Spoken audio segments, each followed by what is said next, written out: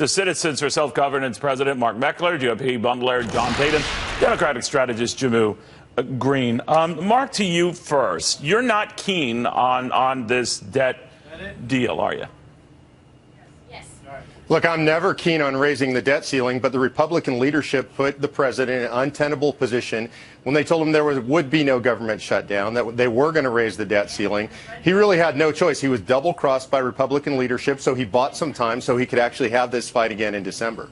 Jimmy, what do you make of that? That, you know, it caught even a lot of liberals, maybe yourself included, like off guard, didn't see it happening. What do you think?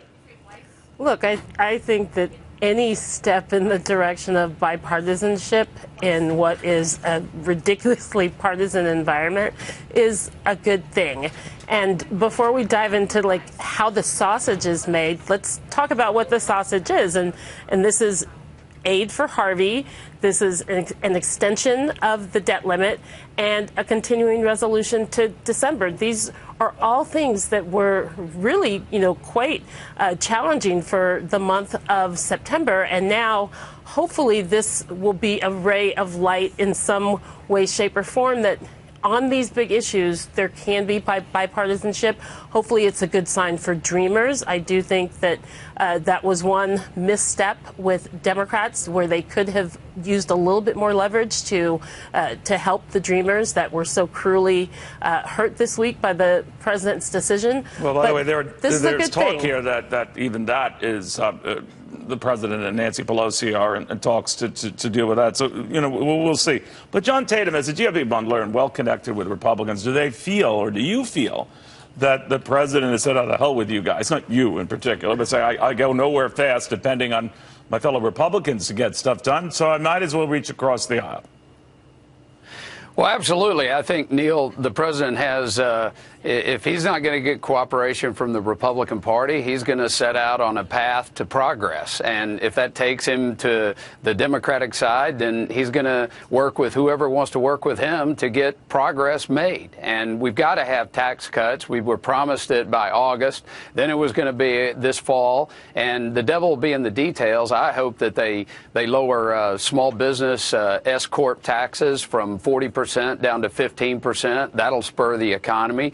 But we've got to get something accomplished. And I agree with Mark. It's frustrating to see him keep kicking the debt ceiling can down the road to Timbuktu. And I also agree with Jamu in that, you're not going to shut down the government when we've got this horrible tragedy in Texas. I do think the hurricanes have changed the complexion of the debate, and maybe that's for the good, but we'll see.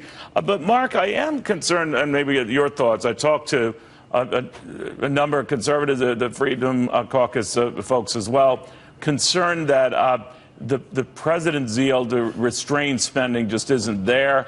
That the very fact that he's working with Chuck Schumer and Nancy Pelosi telegraphs that. I think that's a little sweeping and a little simplistic. But is that a concern of yours, that maybe the president is doing this out of frustration? Yes, but he is sending a signal to those worried about spending, get over it. Yeah, I think we need to cut that down the middle. I do think that the president has never expressed a zeal for cutting spending, and I think that's a problem. I think the base needs to express their frustration about that. But I think this particular deal is out of necessity. They just did. You hear the Freedom Caucus, and the president more or less said, who cares, right? And I agree. And so I agree with the Freedom Caucus. We need to cut spending. But we also have to remember that he got his legs cut out from beneath him by McConnell and Ryan. And their goal was to push us back 18 months to the next election. It's despicable. It's politics. They don't want to do the hard things. And so what we need is the Freedom Caucus. This is hardly bravery, punting it for 3 months, right? I mean, it kind of seems. Well, what it does is it gives the president a chance to go at it again, to have the fight with Democrats in December. I was just going to say that it kind of seems like this is less about McConnell and Ryan doing something to the president and more about he kind of got played by Pelosi and Schumer. And, yeah, that's going to end up to be a good thing for Democrats. We don't know that. But I mean, that might have been just a planned move on his part because he's still angry. at Ryan and Mitch McConnell. I don't know these but tea he leaves. I'm shouldn't just be letting making he shouldn't be making decisions based off of anger, and this is certainly going to make it harder for his tax plan, which I don't agree with. It's going to make it harder for him to have the leverage that he wants in that debate. He'll have some Democratic votes, Jimmy, don't you think? For sure, he will, because Democrats aren't in this for obstruction's sake. That is not the goal of the party in the same way that it was for Republicans under Bush. Under Obama. The opposition party isn't out to obstruct the dominant party. John Tatum, where does this go? The president is going to be with the Emir of Kuwait. He's obviously confident here that and polls will reflect the White House is confident enough to say his stewardship of these storms lately. He seems to be righting himself, finding his sea legs, whatever that is, and maybe this depth handling, whether it was by accident or deliberate, on this depth thing is signaling that he's found his sea legs. Do you agree with that?